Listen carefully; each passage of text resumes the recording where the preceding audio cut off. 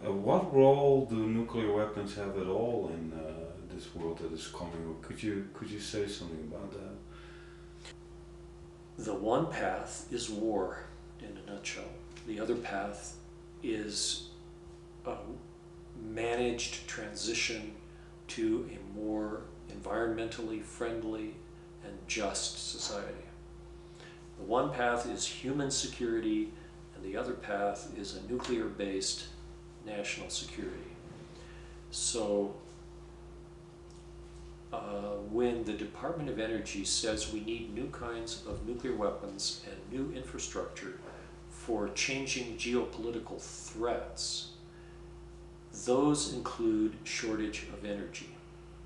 So the biggest geopolitical threat that the United States has right now is that we are importing most of our liquid fuels. Our economy will collapse without those imported fuels. More and more of those fuels are controlled by national oil companies, not international oil companies, meaning that a producing state can elect to direct those to their own population and not even export the oil at all. They could hold back on the production while the price is going up, and it might be in their economic interest to do that. Well, this is profoundly scary to oil importing countries like the United States. And the ability to apply pressure on these countries which produce oil and to get our hand on the oil spigot is one way of handling the crisis. The other way is to have an all-out effort to transform our economy so that it's less dependent on imported energy. The one is a state-based military solution, and the other is a human-based non-military solution to the same energy crisis. And they correspond with building a new pit factory and not building a new pit factory. The pit factory is just one of those things you do if you think that you might have to be engaging in a nuclear war down the road over control of oil in the Middle East. And the House of Representatives' approach to this problem tremendously increases the amount of money for dismantling nuclear weapons. And the House would like to be able to say, to take that dismantlement to international gatherings and say, look what we're doing, this is part of a package for de-emphasizing nuclear weapons. We did not build the pit factory, we're sticking with the arsenal we have, we're cutting back on the weapons, and we'd like your cooperation in controlling proliferation. The Senate approach, which is the White House approach, says it's an uncertain world, we might have to be in a nuclear war in the future, we better have new kinds of nuclear weapons, we'll manage the proliferation impacts somehow, and it's better to have better weapons of mass destruction than any other state on the planet. And in fact, that's essentially what a senior administrator of the NNSA said at Los Alamos last week. He said, we need a pit factory because our infrastructure must be more responsive than any other countries in the world. Congress as a whole generally feels that the nuclear weapons laboratories are badly managed, and as Representative Hobson in the House said, are welfare programs for PhDs. Los Alamos is considered the worst managed of the three laboratories by most of the cognizant members of Congress. So there's no love in Congress for Los Alamos. In order to help direct the decisions that the House and the Senate are facing, what can common people do?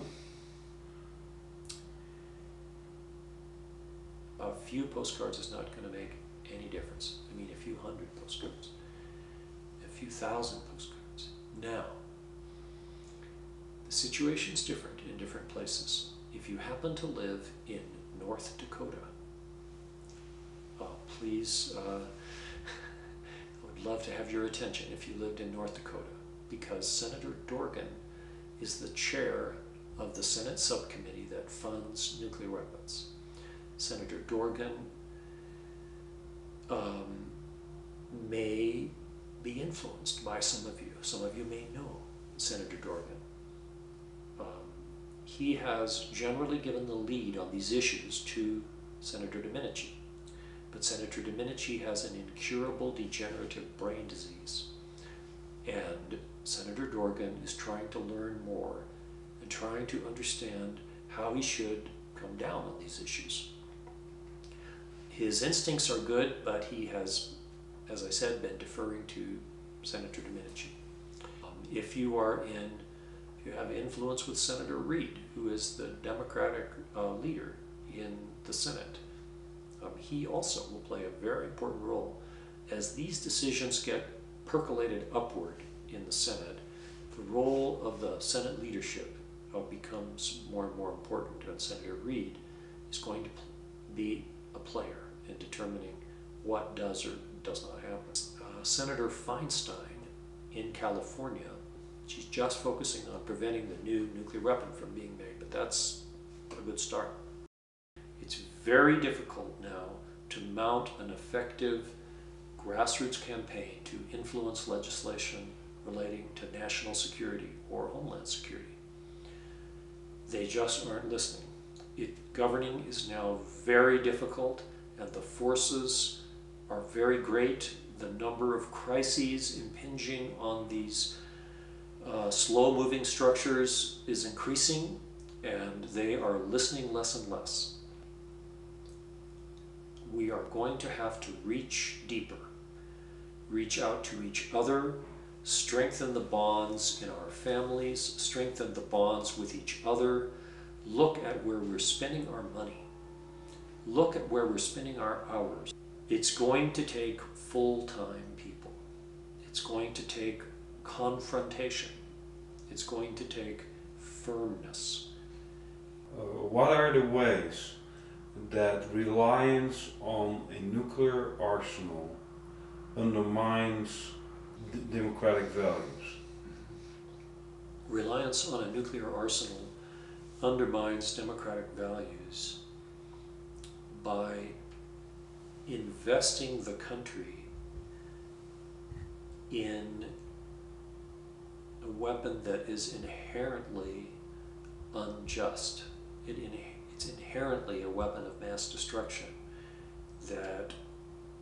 it's about killing civilians and women and children. As much as people say it's not, it is. That's the value added of nuclear weapons for a deterrent. It's terror, deterrence. If you want a precision weapon, then you have a small weapon. A nuclear weapon can never be a precision weapon. If it were, then you could do the same job militarily with a conventional weapon. So anyway, what it does is it takes into our culture a willingness to kill massively, a willingness to annihilate others.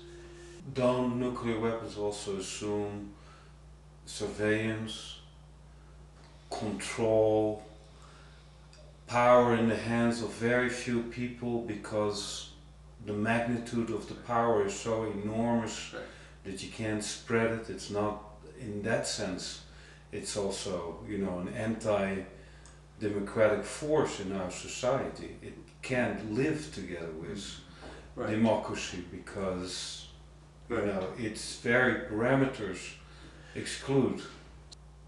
So I suppose in a nutshell, that's it. Nuclear weapons are inherently a genocidal weapon, and that's incompatible with our democratic values. It's incompatible actually with law, period.